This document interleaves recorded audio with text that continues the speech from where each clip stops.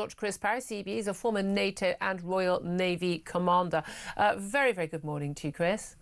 Morning, Julia. Thanks so much for joining us. So, what did you make, just first of all, of the announcement of the extra spending on defence by 2027? We're told it's going to be increasing from 2.3% to 2.5%. We previously, that was a target for the government, but it was there was no date for it. Tories originally had that target for 2030, but Starmer said it was an extra £13.4 billion more a year by 2027 compared with now. But a lot of people are querying whether that number really adds up. No, it doesn't. It's about 5.8 billion by my estimation. And I'm afraid, as usual with defence funding, people are being very economical with the truth. I think we have to be honest here. Keir Starmer can't go to Washington having not raised the defence budget ever so slightly. And he's going to have to go in through the front door with President Trump with an awful lot more to demonstrate Britain's value to the only military superpower in the free world, if he's going to get any traction either politically or militarily. Well, it was welcomed by the Trump administration, but not enough, you think, fundamentally? Because I think the Institute of Fiscal Studies said basically the extra sum, if you allow for inflation and what was already planned, is only an extra £6 billion. Now, look, we talk about, percentage of GDP, we talk about actual billion numbers. What does that actually mean in terms of what we could buy? What can we do with an extra £6 billion a year that we can't do without it? Well, we can put sticking plaster over the gradual decline that we've had over the last 30 years. And in benchmarking our capability against the Taliban, Al-Qaeda and Islamic State. The fact of life is we've underinvested in defence quite significantly over those 30 years. We've also given quite a lot of munitions to Ukraine. So we've got to restore capability before we can even think about actually stepping up into another league. Yeah, so for you, it doesn't touch the sides of the need. Yeah, that's been expressed before, Julia. Yeah. The fact of life is we've got a strategic defence review, which was due to deliver. That's been delayed until the autumn.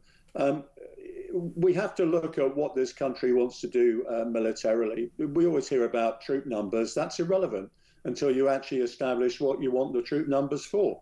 Yeah. The army can't make up its mind whether it wants to do peacekeeping in Ukraine or fight the Russians or deter the Chinese. It's the same with all our other services. Until you know politically what outcomes the government wants, you can't actually resource it properly. Also, the measure of percentage of GDP is a ridiculous one as well. We need to say what capabilities do we need to deter and defend, and then we say how much is it going to cost. I made that exact point about half an hour ago because, again, what percentage is irrelevant. Like, what do we need to protect our allies and our interests abroad and our own country against, hostile nation states like Russia, like Iran, like North Korea, like China, but particularly Russia at this point? What do we, and Islamist fascism as well, what do we need? And then you spend the money, because it's not an option not to. And this is the thing. Why do you think so many politicians for so long have ignored this? Because I don't think I've spoken to a single military expert or strategist or former defence secretary. You get the likes of Ben Wallace. We know he was arguing behind the scenes as soon as he stopped, in fact, quite often when he was, publicly speaking about the need to spend more on defence. Anyone who knows anything about this has said, we really, really need to up our game. We are in a different era, and they've been saying that for 10 years. Why have so many politicians in a position to make those decisions dragged their feet?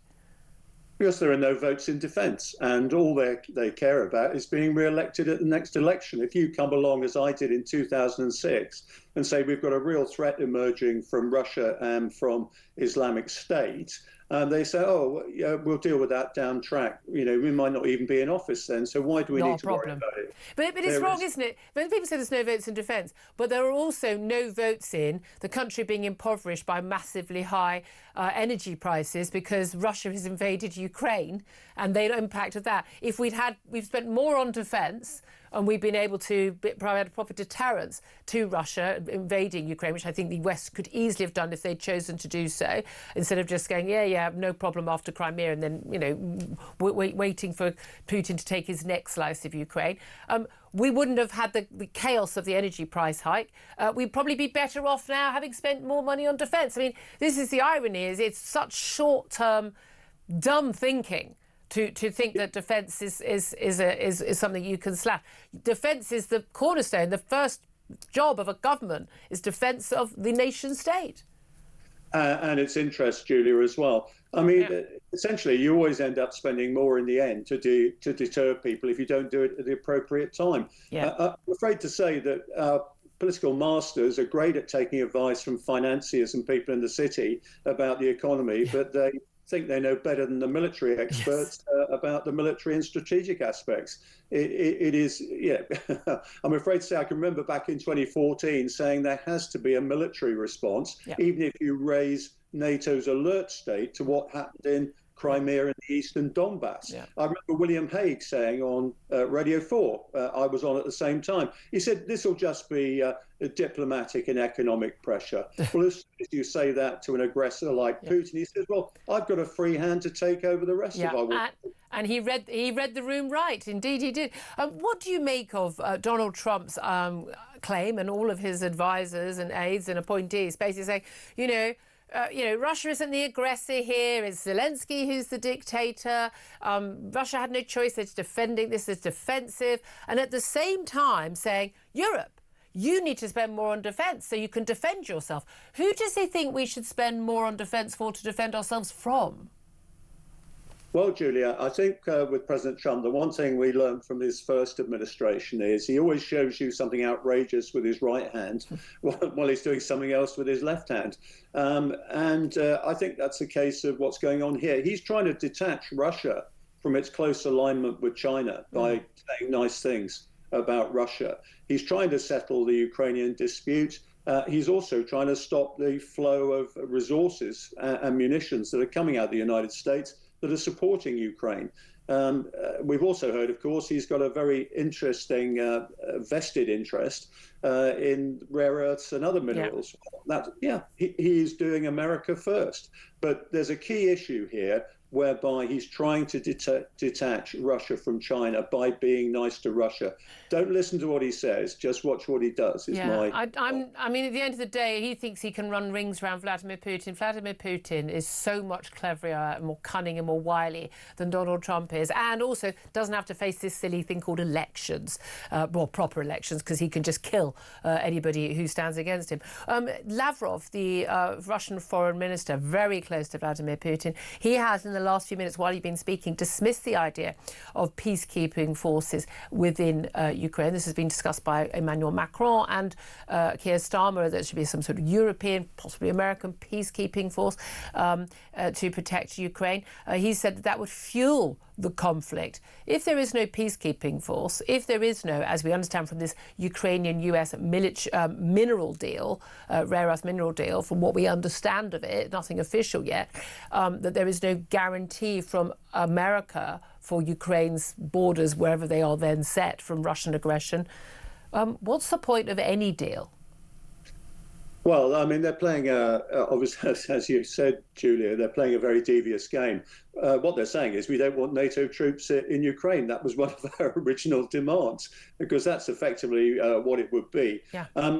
The Russians are angling for Chinese peacekeepers on the quiet because they're friends of theirs, and they think that actually China would welcome being in Ukraine, as it would in most of the Middle East as well right now. So there's a big power play going on here to see what would happen. My own solution, which we've discussed before, Julia, is that somehow you have to guarantee whatever borders are agreed in peace. I don't think there's any chance of Ukraine recapturing the occupied territories that Russia has at the moment without external assistance. It's just not possible.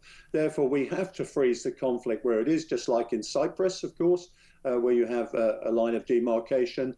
I believe NATO membership is not realistic for Ukraine. Well, Turkey would never agree to it. But it's not realistic either. You know, we can't commit because any infractions would mean a direct war between Russia and NATO forces. There's no question about that. And Article 5 would apply. What I think can be achieved is that NATO can guarantee Ukraine's borders and say, you know, if there is hold a minute. America, US and Russia guaranteed Ukraine's borders long ago. Yep. In 1994, the Budapest Memorandum, and Russia also guaranteed those borders. But it leads inexorably then to what Ukraine probably is thinking about right now. We need our nuclear weapons back. Yep, it wouldn't have happened otherwise, would it? Just finally, the decision to cut foreign aid as a percentage of GDP to boost defence spending. Again, some of the figures, I mean, a lot of analysis suggesting that the figures that Keir Starmer announced yesterday don't really add up at all. But he's talking about this, you know, we're in the era of, you know, of hard power. And we talked about foreign aid often as soft power. What soft power do we actually manage to actually use around the world with our foreign aid budget? Well, Julia, I mean, soft power encompasses a lot of things. Even a warship conducts soft power when it has a cocktail party in a foreign port. Yeah. So it's a very broad spectrum, everything from the British Council through our education policies. The BBC? Well, sometimes. Yeah. But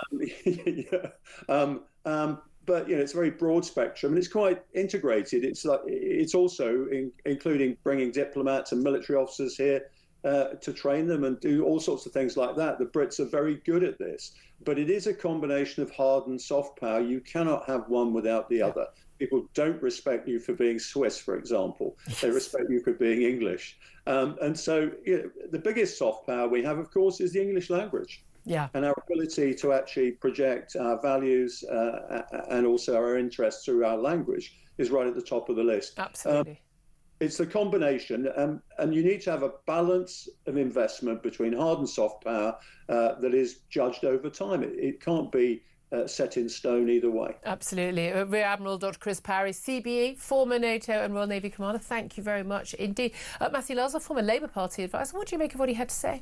Well, I mean, you know, I can understand his frustration that people haven't been taking defence seriously, frankly, from all parties, and not just over the last decade, but really since the end of the Cold War. Yeah. I mean, what we've just seen is, while you were talking, John Swinney's been giving, the Scottish First Minister has been giving a press conference in Edinburgh where he's condemned the government's move and said that it's short-sighted, I think is one of the phrases that he's used. So I think that he doesn't even know what a woman is. He doesn't even know what a woman is. You know, so how can you take these people seriously? Well, absolutely, and he's also not responsible for foreign and defence policy. No. But so it's very easy for him to say that. Not a devolved power. But it's exactly so. But it shows that the kind of pushback you're going to get, they're going to come from the left. The Greens, who are polling at 8 or 9%, they're going to push back on this as well. Interesting to see what the Lib Dems do. Yeah. Although again, this announcement on the cutting the foreign aid budget to boost defence, it was very popular. About 2/3 of the public support that. It's about 90% of people who switched to reform at the last election. But it's still a majority of Labour voters who support it, which I think is very interesting. Just some of your messages coming in on this. Sam says, yeah, this should have been done ages ago.